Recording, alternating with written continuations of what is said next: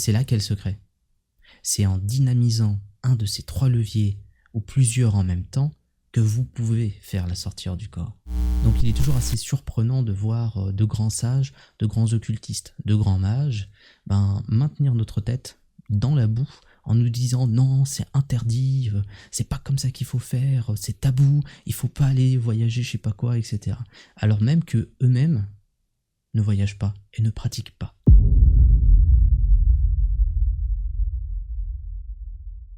Salut les voyageuses et salut les voyageurs. L'intention est décrite comme étant la seule méthode valable qu'on peut utiliser pour créer la sortie hors du corps. Parce qu'elle se suffit à elle-même et ça sous-entend du coup que la paralysie du sommeil, l'état vibratoire et tous les autres phénomènes en fait qui vont venir entourer la sortie hors du corps ne sont que des épiphénomènes. Ils ne sont là que pour accompagner un processus qui est peut-être physiologique ou neurophysiologique qu'on ne connaît pas forcément très bien. Mais ça ne veut pas forcément dire du coup que si vous faites une paralysie du sommeil, vous allez faire une sortie hors du corps, ou que si vous avez un état vibratoire, vous allez faire automatiquement une sortie hors du corps. C'est seulement par l'intention que vous allez y arriver. Donc l'intention est peut-être la seule méthode à appliquer. Mais le problème c'est que pour beaucoup de gens, l'intention ça reste quelque chose d'assez flou. Il faut s'immerger quand même dedans pour savoir ce que c'est, quelle est sa nature et comment l'utiliser. C'est ce qu'on va voir dans cette vidéo.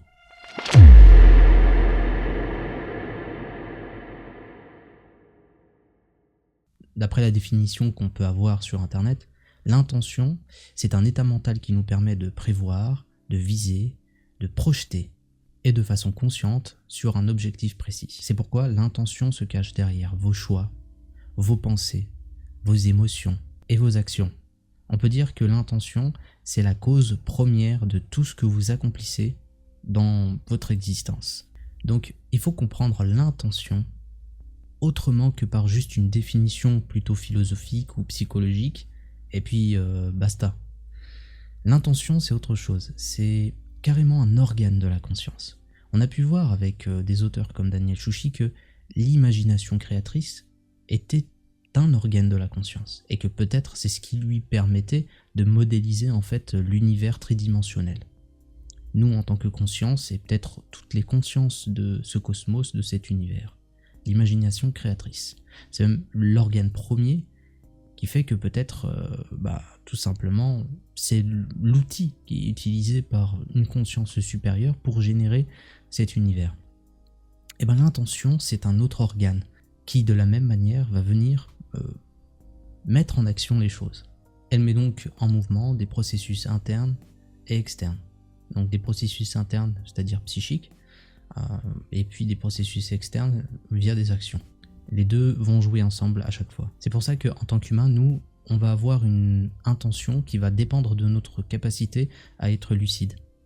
Plus on sera lucide, plus notre intention sera vivifiée, puissante et malléable, ou comment dire, elle va s'exprimer de façon directe. On le voit dans les expériences de sortie hors du corps, quand je pense à quelque chose, ça va se faire. Quand je pense à un lieu, quand je pense même à faire par exemple l'exercice du vélo, quand je suis dans un état vibratoire, l'intention est déjà beaucoup plus rapide que si je le faisais maintenant. Donc c'est un petit peu comme pour l'imagination créatrice, c'est comme si le fait qu'on soit dans un monde tridimensionnel en tant qu'espace fait que ça étouffe un peu plus ses capacités, ses sens ou plutôt ses organes de la conscience. Elles vont devenir moins puissantes. Mais c'est pas une tare non plus. Par exemple, une intention classique on va s'en servir en fait comme exemple tout le long de la vidéo, c'est l'intention de faire un café. Si j'ai l'intention de faire un café, je vais mettre en place le processus qui va me permettre de le faire en fait effectivement, avec tous les outils que j'ai en fait en ma possession. C'est-à-dire mon corps physique, mes connaissances à propos du café et bien sûr les machines que j'ai à la maison. Mais il y a aussi une forme d'intention inconsciente.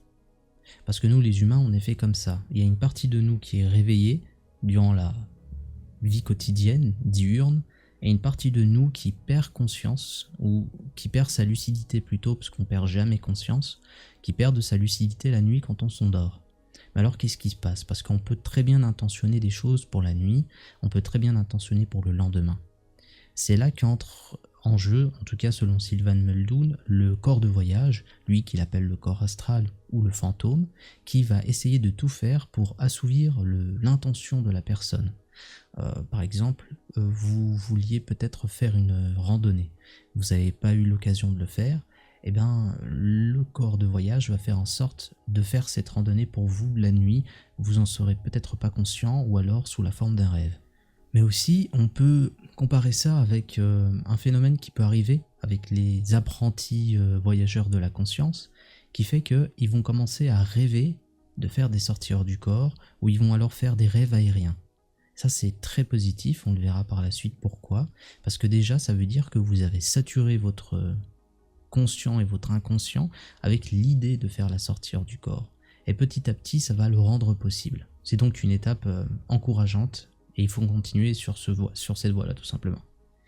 Un truc aussi que, toujours chez Sylvan Muldoon, que j'ai pu voir dans Projection du corps astral, avec Ash Carrington, c'est la distinction qu'il fait, et qui est assez pertinente, entre l'intention et la volonté.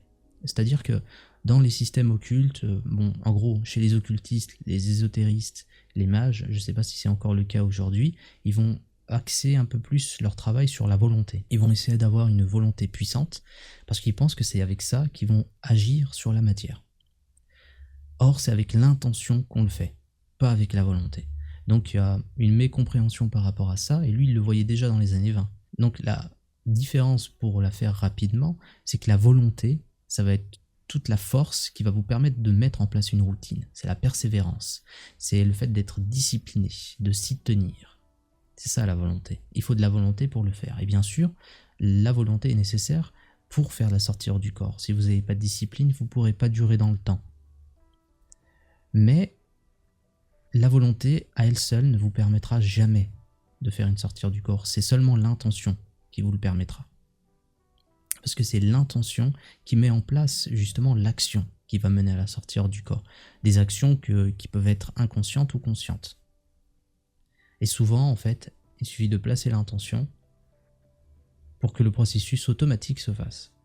Par exemple, mettons, j'ai la volonté, ou une volonté qui est puissante, qui est travaillée, qui est le fruit de décades et de décades de travail intérieur ou je sais pas quoi. Une volonté de feu et de faire. Si j'ai pas l'intention de faire mon café, je bougerai pas d'ici, en fait. Quel que soit le niveau de volonté que je possède. C'est ça qu'il faut comprendre, et c'est ça qui fait la différence. Et là, ça va devenir intéressant parce que Sylvan Muldoon, il nous parlait de 3 leviers. 3 leviers qui permettent de jouer sur l'intention. Lui, il n'appelle pas forcément ça l'intention dans son ouvrage, il appelle ça la suggestion ou tout simplement le désir. Mais nous, on peut le traduire par intention, ça passe très bien. C'est à peu près la même notion de toute façon, il parle de la même chose. Et ces 3 leviers, c'est le rêve, le désir, l'habitude. Et pour lui, ces 3 formes, ces 3 émanations de l'intention communiquent entre elles. Ça veut dire que je peux avoir un désir qui est tellement fort que ça va me faire des rêves. Le rêve, quant à lui, peut me forcer, peut me pousser à mettre en place une routine, une habitude. Parce que je rêve de quelque chose, d'un résultat, je vais mettre les étapes qui me permettront de le faire.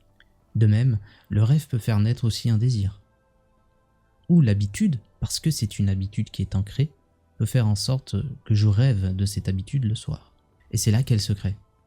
C'est en dynamisant un de ces 3 leviers, ou plusieurs en même temps, que vous pouvez faire la sortie hors du corps.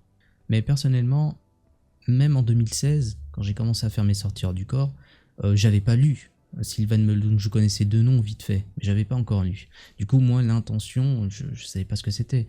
Marc m'en avait parlé vite fait, mais j'ai dû me débrouiller tout seul un petit peu pour essayer de comprendre ce que ça pouvait être. Et chez moi, ce que ça donnait, c'était le désir d'assouvir justement le besoin d'explorer. C'est-à-dire que c'est un désir profond qui est en moi, qui a toujours été là, et qui a nourri en fait une fascination pour tout ce qui est explorateur et exploration du 19e, du 18e siècle. Donc toutes les expéditions en Amazonie pour étudier la faune, la flore, en Afrique, dans les coins reculés en fait. Et j'avais cette nostalgie de quelque chose que j'avais jamais vécu, parce que moi aussi je voulais être un de ces explorateurs-là. mais c'était pas possible. Et surtout, j'étais trop jeune pour comprendre que peut-être il y avait les fonds marins à explorer, qu'il y avait l'espace. Mais ce côté en fait où il est difficile d'aller voyager, qu'il était difficile de faire le tour du monde, que du coup ça rendait précieux et rare les moments que l'on vivait de découverte, et qu'on apportait réellement quelque chose à l'humanité quand on revenait avec un carnet rempli de croquis, des spécimens ou des nouvelles connaissances, de nouveaux savoirs, ou tout simplement de nouvelles relations avec des peuples ancestraux. C'était ça qui m'animait. Et ça, si vous voulez, j'ai capitalisé sur ces années et années de désirs brûlants par rapport à ça que je pouvais pas assouvir, et ça s'est transformé du coup en réservoir d'énergie, d'intention, qui m'a permis de me faire des sorties hors du corps très rapidement et de façon très puissante. Donc c'est un désir en arrière-plan. Il y a d'autres désirs qui sont venus se coller à ce désir primaire, mais c'est toujours lui qui a insufflé en fait le voyage. Donc chez moi, c'est par le désir que j'ai pu commencer à faire mes voyages hors du corps, par exemple.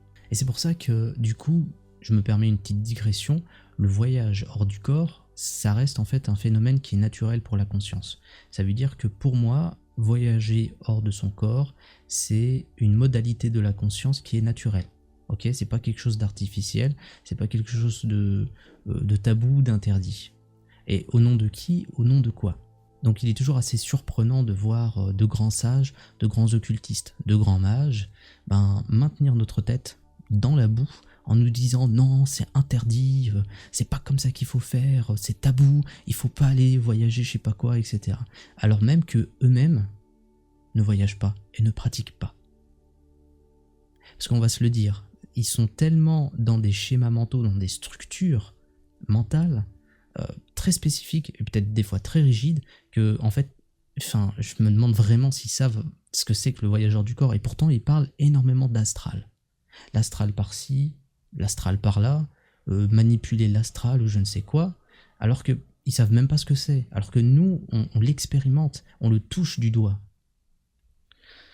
Donc, c'est vraiment presque agaçant en fait de les voir parler d'une chose dont ils n'ont pas l'expertise, et vous embrouiller, vous mettre des nœuds dans la tête, et tout simplement vous maintenir dans un état de conscience qui est pas forcément dingue, moyen on va dire quoi. Et c'est pour ça que, tous autant qu'ils sont, ils vont projeter leur ignorance sous la forme de préceptes et d'interdictions. Voilà. Parce qu'ils pensent que en faisant ça, en disant que c'est dangereux, en disant que non il faut pas faire ci ou il faut pas faire ça, ils pensent que ça leur donne un statut d'expert. Parce qu'ils sont prudents, parce qu'ils avertissent, parce qu'ils savent. Mais la réalité, c'est qu'ils savent rien. Ils savent absolument rien.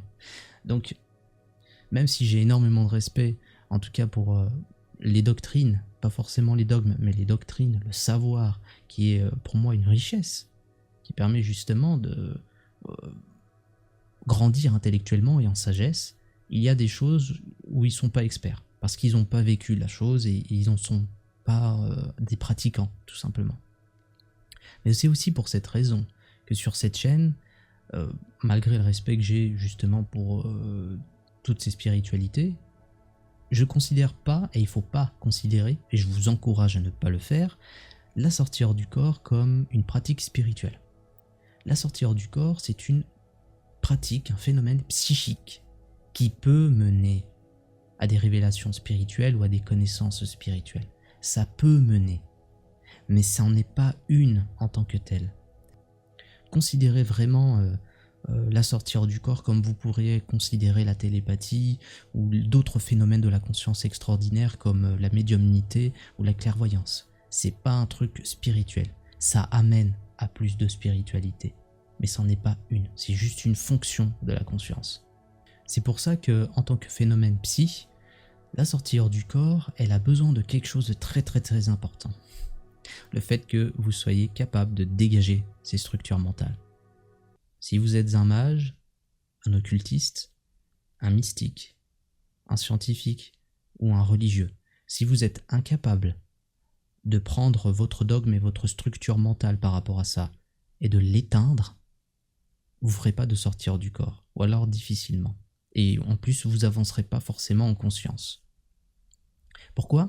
Parce que si vous n'arrivez pas à faire cette chose simple qui est d'éteindre cette espèce de feu qui peut tout consumer, alors peut-être que vous ne valez pas mieux qu'un robot esclave, complètement déshumanisé, incapable d'aller au-delà de sa programmation. Parce que nous, les humains, on fonctionne par programmation. Et quand on est programmé pour quelque chose, il est très difficile d'aller au-delà. C'est ce qu'on appelle la structure mentale. Cette structure mentale, elle peut se modifier avec le temps, elle se modifie avec le temps, elle évolue. On va prendre des choses, on va en jeter d'autres. Mais pour la sortir du corps, il est vraiment nécessaire de l'éteindre complètement. De dire, bon, le reste, je m'en fous, je me concentre juste sur mon état physiologique, sur mon calme, ma relaxation, j'ai pas d'idées préconçues par rapport à je sais pas quoi, l'astral ou les royaumes ou quoi, ou les dimensions. C'est juste, je me concentre sur ce que je dois faire. Voyageur du corps, je suis une conscience libre. Juste ça. Et on ne vous demande pas du coup de changer du tout au tout, hein, juste de l'éteindre de façon éphémère, de façon temporaire pour que vous viviez votre expérience. Après quand vous revenez, vous faites ce que vous voulez. Donc il faut avoir cette flexibilité, une flexibilité qui est vraiment un attribut aussi de la conscience. Parce que ce qui se rigidifie et se cristallise n'évolue pas en conscience. Il reste là et il stagne. Donc il faut être un genre de gymnaste par rapport à tous ces paradigmes-là. Mais revenons à nos leviers. Donc, les 3 leviers, le rêve, l'habitude et le désir, ils vont être présents en chacun d'entre nous, mais chez certains, il va être plus développé que d'autres. Et c'est sur ça qu'il va falloir faire un premier travail, identifier lequel de ces 3 leviers est le plus là. Par exemple, moi, c'est le désir, mais par exemple, quelqu'un qui va rêver très souvent de faire des sorties hors du corps et qui va rêver de voler dans les airs, qui va se sentir léger. Lui, il va falloir peut-être qu'il se concentre sur les méthodes de brise-rêve et de rêve lucide. Passer par le rêve lucide, faire un brise-rêve et voir ce qui se passe par la suite pour créer la sortie hors du corps. Pour sortir en fait de la bulle de rêve. Peut-être qu'il va passer par ça. Et peut-être que du coup, tous les conseils qu'on va lui donner par rapport au désir uniquement ou par rapport aux habitudes, ça va pas fonctionner pour lui. Et il va stagner tout simplement. Pareil pour les habitudes. Si vous êtes quelqu'un de routinier, que vous aimez mettre en place des habitudes, vous pouvez jouer sur ça, mettre en place une habitude de sortir du corps avec des exercices, des méditations, des programmations et voir ce qui se passe. Si vous êtes comme moi, vous fonctionnez avec le désir, vous gonflez un désir comme un espèce de réservoir et vous l'utilisez à un moment pour programmer votre sortie hors du corps et ensuite au moment où vous pratiquez, vous lâchez prise. Le lâcher prise, c'est vraiment la détente qui fait que l'intention va se mettre en place. Parce qu'avant, c'est comme s'il y avait une tension de la conscience ou de l'esprit qui fait que ça empêche l'intention de commencer à bouger. Il lui faut en fait un flot de détente naturelle pour qu'il évacue. Mais aussi, on peut mélanger plusieurs de ces leviers. On peut mélanger par exemple l'habitude et le désir. Et c'est assez puissant, et je vais vous donner un exemple que nous a donné aussi Sylvan Muldoon par rapport à un exercice qu'on peut faire tous ensemble, en fait, si vous voulez. C'est qu'on va mettre en place une habitude, un désir, et on va créer un stress. Et ce stress-là va faire en sorte que le corps de voyage va vouloir avoir envie de faire en sorte de nous contenter. Et on va faire ça avec une bouteille d'eau. On va mettre en place une habitude comme quoi on boit de l'eau juste avant de se coucher. Mais juste avant de se coucher. Alors, on peut avoir un tumbler ou un verre d'eau sur la table de chevet. On boit en fait son verre ou on boit quelques gorgées et on se couche. Et vous allez remarquer, vous faites ça pendant une semaine. Il faut que ça devienne une habitude. Mais le fait de boire de l'eau, ça devient une habitude assez rapidement. C'est quelque chose de simple, ça parle à tout le monde. Et ce qu'on va faire, par exemple, au bout d'une semaine, quand on a mis en place cette habitude, la semaine prochaine, on continue en fait, et on choisit un jour, par exemple le vendredi soir ou le samedi soir, là où vous êtes sûr de pouvoir dormir un petit peu plus le lendemain, et la veille on ne boira pas de l'eau. Pire, on va essayer de créer une frustration en mettant le verre d'eau ou le tumbler en fait sur le lèvre, on les pose sur le lèvre et on boit pas en fait. Donc on crée un stress supplémentaire. Et vous verrez que la nuit, vous aurez peut-être avoir soif et ça va provoquer en fait, et n'allez pas à la cuisine pour boire de l'eau, ça va provoquer un stress et ce stress il va être contenté en fait par le corps de voyage qui va mettre en place justement le processus de sortir du corps. Il va se dire mais il veut pas boire de l'eau, il veut pas bouger, moi je vais le faire bouger. Et donc la sortie hors du corps, elle peut se faire là. En gros, concrètement, vous pourrez peut-être vous réveiller déjà en état vibratoire. Vous pouvez faire un wake back to bed assez classique, hein, où pareil, vous buvez pas de l'eau, mais vous pouvez mettre en place en fait ce désir de boire de l'eau. Puis après, vous attendez tout simplement de voir ce que ça peut donner, quoi. Donc c'est un élément supplémentaire que vous pouvez ajouter à votre routine de sortie hors du corps, de pratique de sortie hors du corps, qui est assez simple à utiliser et qui va vous permettre justement de mieux contrôler le désir, le stress et les habitudes. C'était tout pour moi. Merci de m'avoir suivi ici. Quelques informations importantes. Il va y avoir une FAQ, questions-réponses sur la sortie hors du corps, qui va être animée par Aresh sur le serveur communautaire Voyageurs de la Conscience. Donc c'est lui qui organise, et du coup vous êtes invité à rejoindre le Discord, ou si vous avez déjà rejoint le Discord, tout simplement vous verrez qu'il y aura un espèce de... C'est pas un live, hein, ça va être un vocal où tout le monde sera invité, et vous pourrez vous poser des questions et partager des choses par rapport à la sortie hors du corps, et notamment sur les techniques. Donc Aresh, il sera là pour vous apporter des informations supplémentaires et vous aider dans votre parcours. N'hésitez pas à venir nombreux. Et sur le Discord des Voyageurs de la Conscience, vous trouvez le lien dans la description comme d'habitude. N'oubliez pas de vous présenter, pas de présentation, pas de passage. Sinon, information encore par rapport à Paris, donc les ateliers sortie hors du corps de Paris qui vont se dérouler en janvier, donc c'est la session 2. Il y a une première session en novembre à Paris, et j'ai ouvert en fait une deuxième session pour janvier. Vous trouvez le lien dans la description, vous pouvez vous y inscrire pour participer au stage de sortie hors du corps. Il y a encore des places, alors profitez-en. Merci de m'avoir suivi, c'était Voyageurs de la Conscience. À bientôt.